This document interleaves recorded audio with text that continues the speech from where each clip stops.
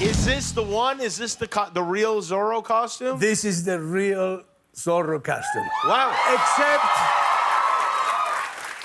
Except the boots. The boots are more from Puss in Boots. Oh, those are Puss in Boots? Yeah. It's true. How are you doing? You look great. It fits. It looks fantastic. Yeah. Where have you been keeping it? It was in a box in New York. Oh, wow. Thanks for digging it out for us. Yeah, you know, eventually I took it out. I confess. You know. How are you doing? I'm fine. Everything's good? Yeah. Happy Halloween to fantastic. you. Thank you. The same for you. What year did you come to the United States? What year? Yeah.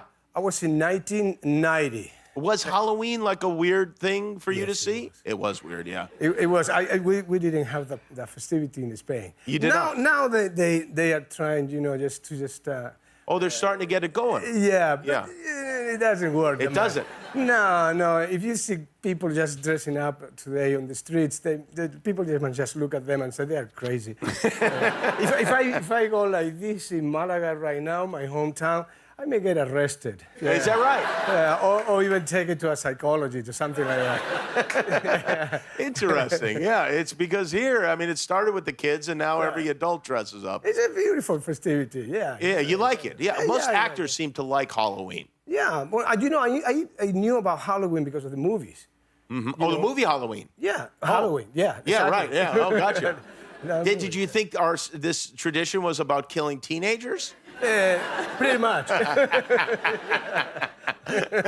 How did you wind up as Zorro? Well, you know, there was actually, the offer was made to me by Steven Spielberg. It was a very interesting night. It was on the night of the Oscar, I think it was 1997. And it was a beautiful magic night, actually, because Tom Hanks won an Oscar for Philadelphia.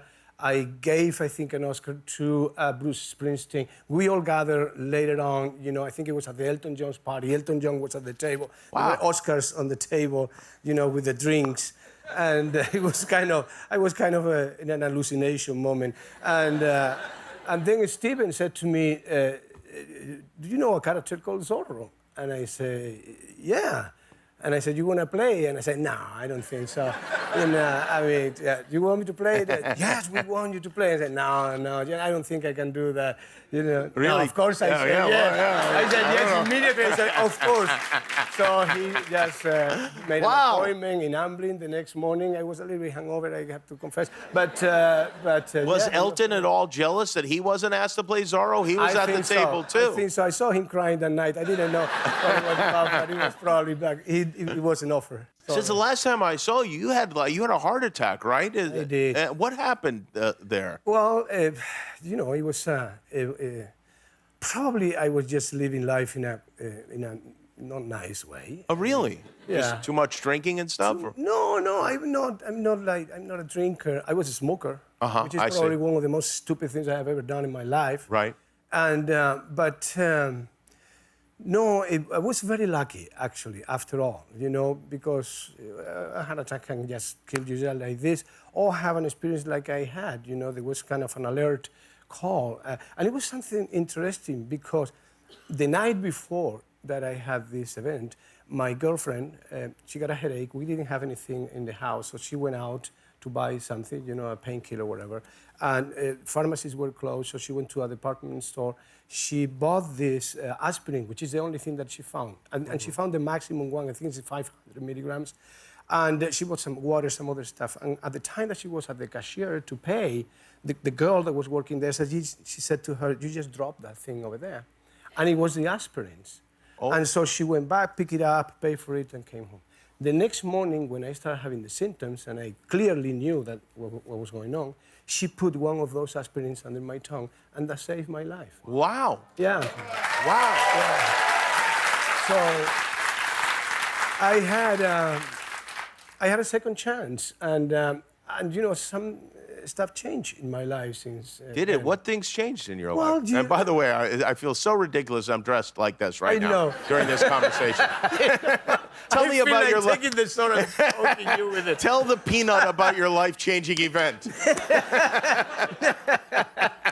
No. Well, you know, priorities.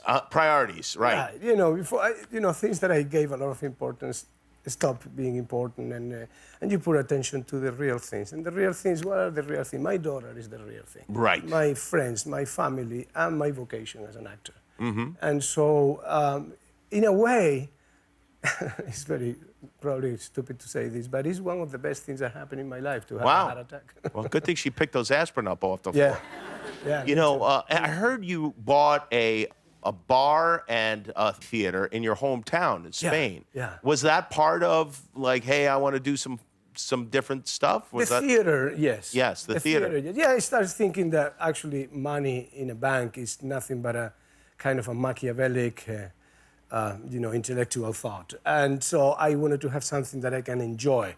And a theater is definitely one of the best toys that I have ever bought. The movie It was a theater. perfect way to ruin myself. And I actually... It's a good way. If you're going to lose money, you might as well get a movie theater. And I got that, actually. But I'm happy.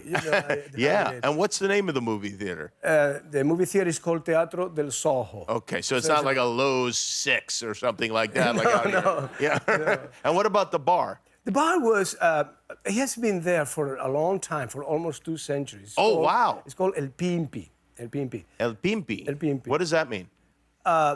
It's quite a strange story behind that. This started working at the beginning of the 19th century, and it was a brothel. Oh, a brothel. Yeah. Wow. Yeah. Oh, El Pimpi is, that means There were... the pimp? This story about the romantic, poets and, writers from England that they used to come to the south of Spain. Actually, they were not that romantic because they visit the brothel a lot. And normally they were asking for the pimps. And the pimps, El Pimpi. It became El Pimpi. Wow. Yeah. Now, there is no prostitution. No prostitution at El Pimpi? Well, not now. Maybe you'd make more money if there was some. You know what? Maybe. I'd put some hookers in the movie theater, too. Antonio Banderas is here. His movie is Pain and Glory. We'll be right back. Siento mucho no haber sido nunca el hijo que tú deseabas. Cuando decías a quién habrá salido este niño, no lo decías precisamente con orgullo. Y yo me daba cuenta.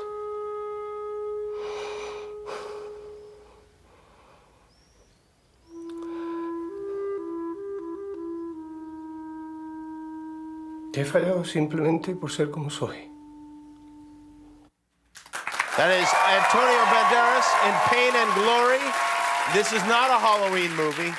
No. It looks like a good one. Now, this is how many times have you and Pedro Almodovar worked together? We know each other from 1980. We have done 8 movies together. 8 movies together. And in this movie, you are playing him, basically. I'm playing him. Yeah.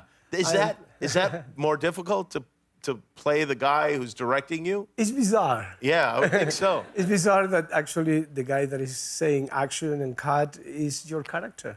And he is. But, you receive another type of information, emotional information, because he got affected actually by what he wrote.